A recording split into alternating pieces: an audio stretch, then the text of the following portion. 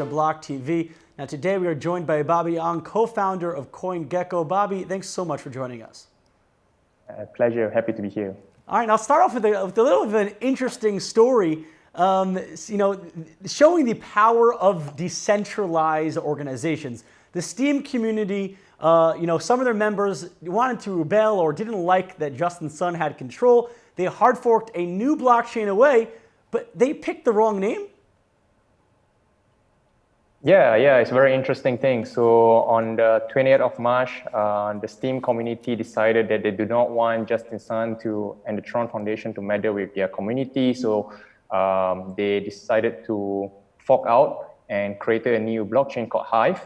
And very shortly after that, a Canadian miner, which goes by the Hive name, is giving out a cease and desist letter to them, asking them to stop their name. So it's going to be a very interesting fight for them because it seems that I guess Hive should have, it's a public listed company in Canada. I'm sure they have the patent and the IPs, the trademark, copyright and trademark for the name. So it'll be interesting to see how they want to go around with the name and the community.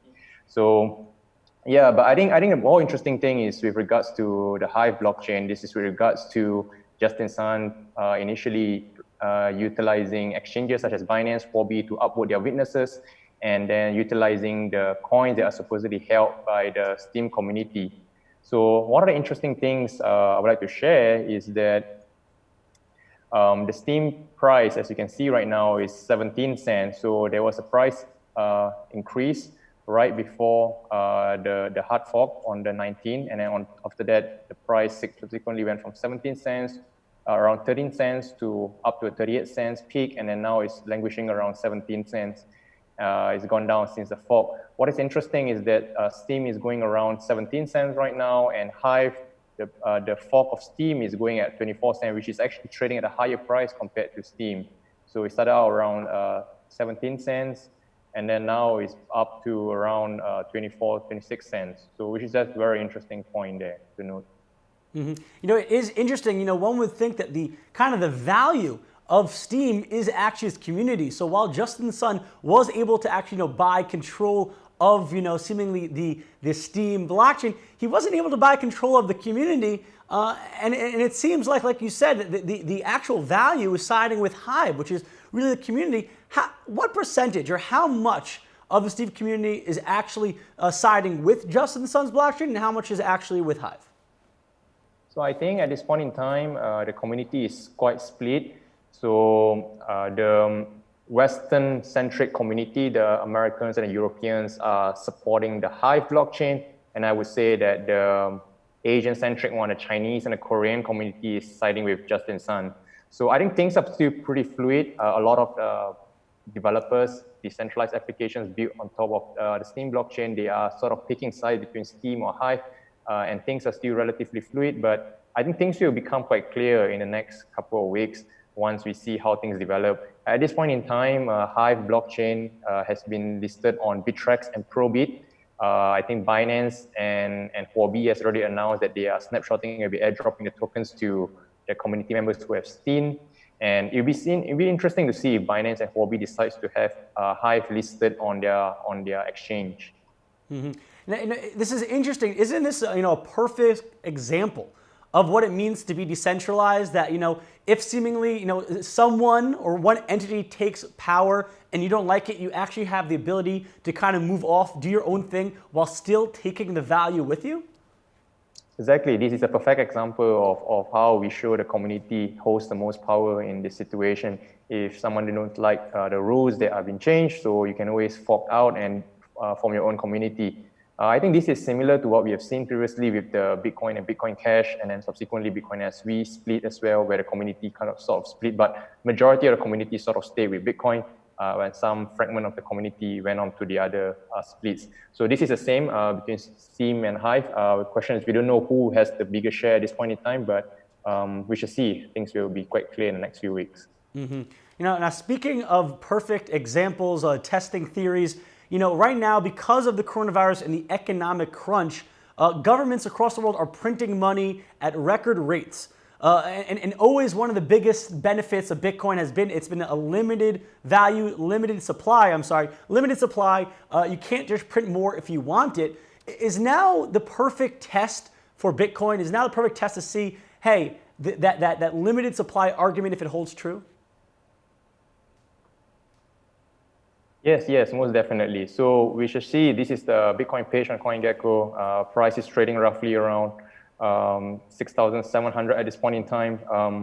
There was a huge decrease, close to 50% on the 13th of March, up to around $3,800 or so. And then subsequently there was an increase. And this increase was mainly caused by stimulus packages announced by the Fed, the QE announcements, and lately today there was the $2 trillion announcement that will most likely be passed by the Senate. So yes, government is printing money, and then people are rushing towards safe haven assets. Mm-hmm. You know, and a lot of talk has been made about Bitcoin price. Have you seen actually how this economic crunch has affected Bitcoin trading volume? I think what we are seeing is a move towards liquidity. A lot of people need the cash, so that's why there was this deep decrease. I think if you see that volume increase during these volatile times, one of the things we observed was that open interest decreased significantly, very significantly, especially on BitMEX during this fall in price. But I think things are going back to normal territory, but things are still relatively volatile. I think it will be a yo-yo period of time where it's very dependent on things that the government does. Mm-hmm.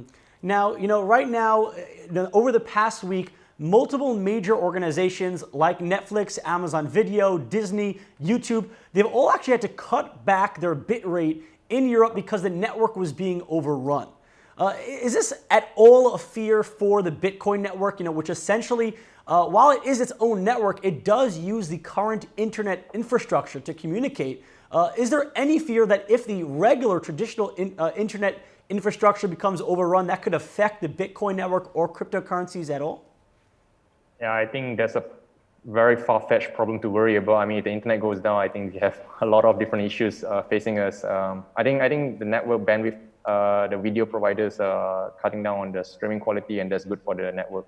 Mm-hmm. All right. Now, besides just the network, will miners, Bitcoin mining operations, cryptocurrency mining operations, even crypto organizations, the fact that there is quarantine in a lot of the world, they can't come into the office, is that affecting operations at all?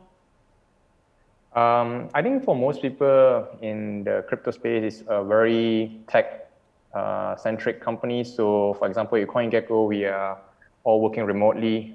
We are on quarantine. No one can get out of homes for the past 2 weeks, and this will be extended for the next 2 weeks. So no one seems to be, productivity is not affected. Everyone's working from home. I think for a lot of tech companies, things remain the same. I think if you are a miner, you may have to maintain your machines. So that's probably going to have some effect. And I think hash rate has definitely decreased since its peak. Two reasons. One is for some people, it's hard to go and maintain the miners, but mainly because of the price drops, a lot of the miners, they're finding it no longer profitable to mine. So they've sort of decided to shut down the machines and see how things go. That's what I have to say. Now, has the coronavirus affected CoinGeek's operations at all? Or CoinGecko, I'm sorry? No, it hasn't affected our operations yet. No, that's one of the beauties of kind of being in the crypto sphere. I think they're uniquely prepared because, like you said, very tech-oriented, a little more decentralized, and I think that does give them an advantage versus traditional industries. Now, the latest breaking news is that the courts in America have actually ruled on Telegram and pretty much ruled against them, limiting or putting an injunction against their ability to actually sell their Gram tokens. This essentially spells the end for the traditional ICO if it wasn't dead already.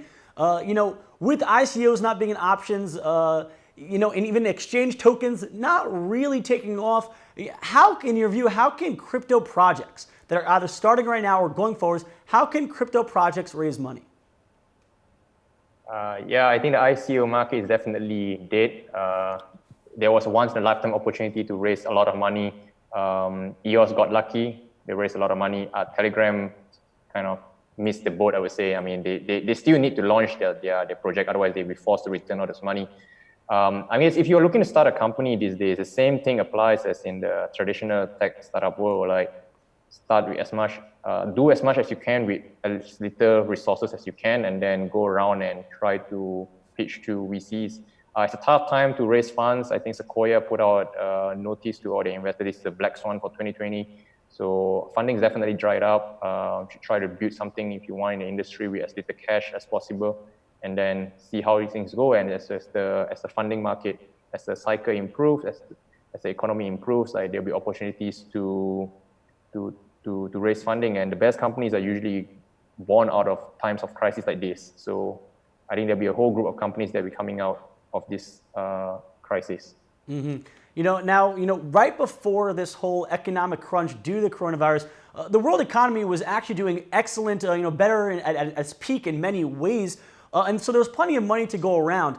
Now that there's more of an economic crunch, outside of the top 10, 20 tokens, when we're speaking about those tokens that are very small, low volume, low value, are they going to survive? Is there just no volume at all or any liquidity in the market? How are those tiny small tokens, number 200, number 500, going to survive this? Yeah, I mean, everyone's got to find their own niche. If you can't grow your community, you're pretty much dead. So I think we will see a lot of tokens dying. But there's a lot of tokens with unique use cases. Those people who can build their own community will find their way to grow. You don't have to build a token that has the largest volume or largest market cap. As long as there's a small amount of people who believe in it and want to use it, then that sort of serves its purpose. But if you're looking for mainstream adoption, but you only like one of the smaller rank coins, smaller volume coins, then it's going to be very tough for you to grow. Mm-hmm. Well, just like that, the community is key. As we finished and as we started off with that Justin Sun story with Steem and Hive, community in the cryptosphere reigns supreme. Bobby, thank you so much for joining us, filling us in during these tough times. I hope you stay safe. And for all our viewers at home, if you want more on blockchain, cryptocurrencies, and technology news, make sure to check us out at blocktv.com. Watch us on Amazon Fire TV and Roku.